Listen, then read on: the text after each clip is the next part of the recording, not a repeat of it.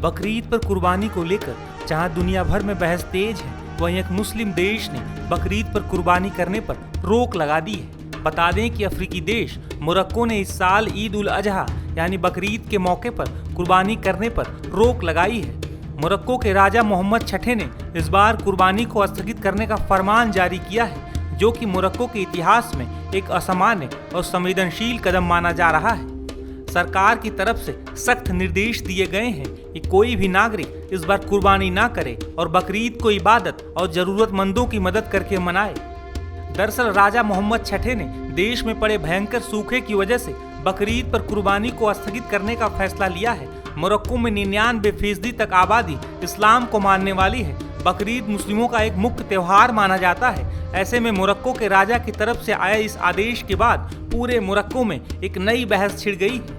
बता दें कि मोरक्को पिछले कुछ वर्षों से भीषण सूखे का सामना कर रहा है। सूखे की वजह से जहां जानवरों की संख्या में कमी आई है, तो वहीं मोरक्को में बड़ी संख्या में लोग खाने पीने की दिक्कतों से जूझ रहे हैं। इसी वजह से मोरक्को के राजा मोहम्मद छठे ने यह आदेश जारी किया है।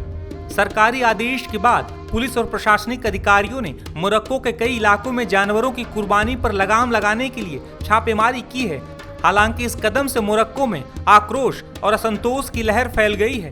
कई लोगों का ये मानना है कि बकरीद पर कुर्बानी पर रोक लगाकर धार्मिक अधिकारों का हनन किया जा रहा है। इस फैसले के विरोध के बीच मोरक्को में बड़ी संख्या में लोग राजा के इस फैसले का समर्थन भी कर रहे हैं। समर्थन करने वाले लोगों का कहना है कि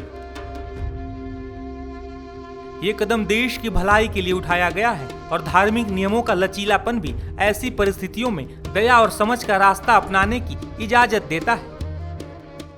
विरोध और समर्थन के बीच इस फैसले पर एक बहस भी छिड़ गई है। भारत में बकरीद के दौरान दी जाने वाली कुर्बानी पर भी बहस तेज है। इस बीच महाराष्ट्र अल्पसंख्यक आयोग के अध्यक्ष प्यारे खान ने बकरीद पर दी जाने वाली कुर्बानी को लेकर क्या कहा है, सुनिए।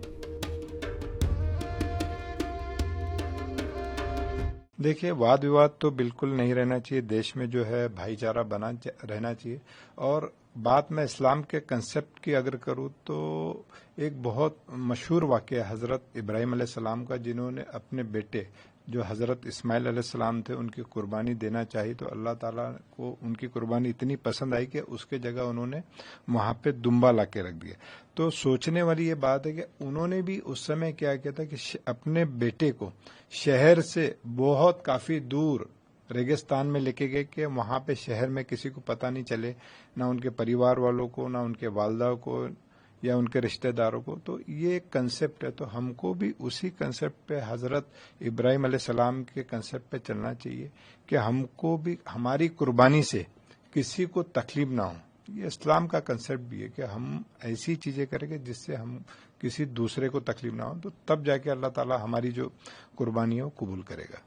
ये जो विवाद के विषय है वो किस तरीके से सुलझाए जाएंगे, प्रशासन को क्या निर्देश है? देखिए, कायदे की अगर जो बात है, हम प्रशासन को भी निर्देश देंगे कि अगर किसी को दिक्कत नहीं है तो दोनों समाज में आपस में वाद विवाद ना हो। दोनों समाज को समझा के अगर कहीं परमिशन है तो बिल्कुल करे, जहां परमिशन नहीं है वहां बिल्कुल ना करे, कि जिससे समाज में, देश में या आपसी भाईचारे में कोई वाद विवाद हो। तो बिल्कुल ऐसा नहीं करना चाहिए। और अल्लाह ताला ने फरमाया, अगर आप देखें पारा नंबर 13 और सूरत नंबर 12 और आयत नंबर 76 में, कि जिस देश में रहना है, जिस स्टेट में रहना है, वहाँ का आपको वहाँ का कायदा मानना है। अगर वहाँ पे किसी, जैसा हमारे महाराष्ट्र में अगर आप देखें तो गौवंश पे पाबंदी है, तो बिल्कुल हमको गौवंश में से किसी भी जानवर की कुर्बानी नहीं देना चाहिए। नहीं तो अल्लाह ताला फरमाते थे कि भाई नहीं, आपको इसी की कुर्बानी देना। अगर आप देखें तो अलग अलग देशों में कहीं पे ऊँट की कुर्बानी होती है, कहीं पे बकरे की होती है, कहीं की दुम्बे की होती है। तो हमको इस चीज़ का भी ख्याल रखना है कि जहाँ पे जिसकी कुर्बानी अलाउ है हम उसी की कुर्बानी करें।